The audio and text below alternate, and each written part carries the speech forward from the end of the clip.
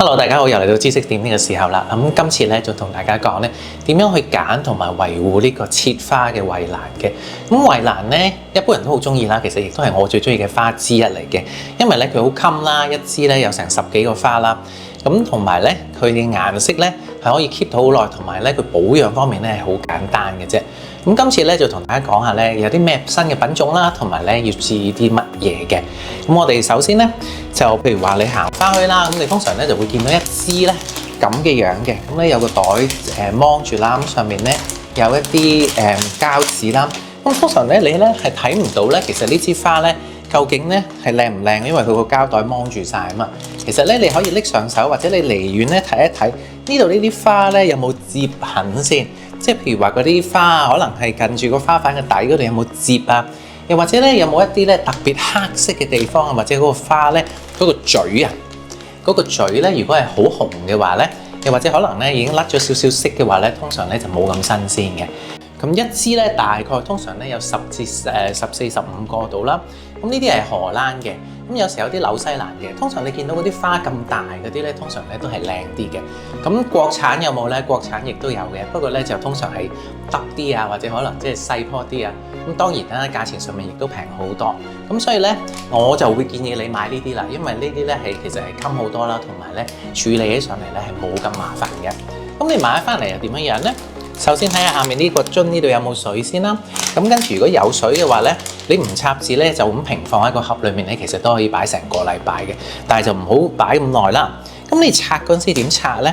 通常啲人咧都唔知道咧，其實呢個膠袋咧係要搣爛佢嘅。咁通常啲人有一個褪啦，即係咁樣將支花褪出嚟啦。但係褪支花出嚟咧，好容易會整到啲花瓣咧爛晒。咁正確嘅方法係乜嘢咧？就係咁樣樣啦，喺側根呢個位置打開佢。打開佢，成個膠袋咁樣搣開佢，咁咧呢個膠袋咧就可以墊住你張台啦。咁同埋咧呢個花咧就好容易咧就攞咗出嚟啦。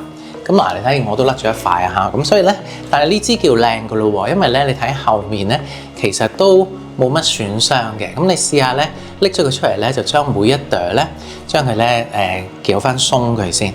咁其實可能即係1、2塊瓣甩咗，咁其實都少不免嘅啦。不過咧，你就睇下佢呢個花序啦。呢個叫花序，即係花嘅次序。咁如果咧佢係整整齊齊嘅，全部啲花都向晒前面，又或者向晒一邊嘅話咧，咁呢個咧就係可以買嘅一個好嘅圍欄嚟㗎啦。咁呢隻色咧叫豆沙紅，豆沙紅。咁咧我係非常之推薦嘅。咁大家見到咧，不妨可以買下呢一隻豆沙紅。咁同埋咧，另外有一隻顏色咧，就叫做金色咁樣啦。嗱，呢隻咧我亦都非常之中意，佢介乎一個金色啦，同埋青色同埋黃色之間。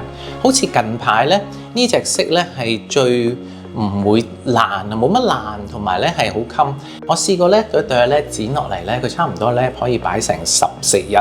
我哋譬如幫好多餐廳啊，又或者做嗰啲台嗰啲花咧，我哋都會中意用呢隻顏色嘅金色，同埋咧呢個豆沙紅。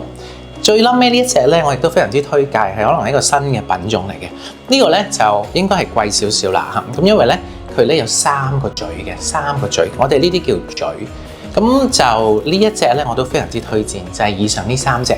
呢個咧就叫做我嗌佢做3嘴啦嚇，就可能有3個嘴啦，粉紅色嘅，有隻金色嘅，同埋有隻豆沙紅，我都非常之推薦。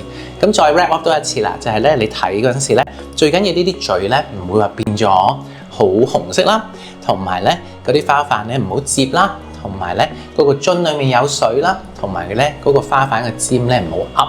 另外仲有一樣咧，就係你咧要睇呢個花啦。嗱，咁你睇見咧呢個花咧裏面咧，其實呢個頂呢個位咧有一粒白色嘢嘅喎。咁呢個咧我嗌佢做牙啦，因為呢個叫嘴啊嘛。咁呢個牙咧最好咧就唔好甩咗，甩咗咧即係其實可能佢都係相對比較老啲噶啦。咁如果呢啲牙咧大部分都喺度嘅話咧，同埋個嘴咧都唔係紅咗嘅話咧，咁呢支花咧係買得過嘅。咁所以咧就記得啦，嗱拎起嗰陣時咧，或者你睇嗰陣時咧，金睛火眼睇得清楚啲，冇摺痕啊，冇乜點樣跌咗啲牙，咁佢個嘴咧又唔係好紅色，個樽裡面有水，咁就通常咧都買得過㗎。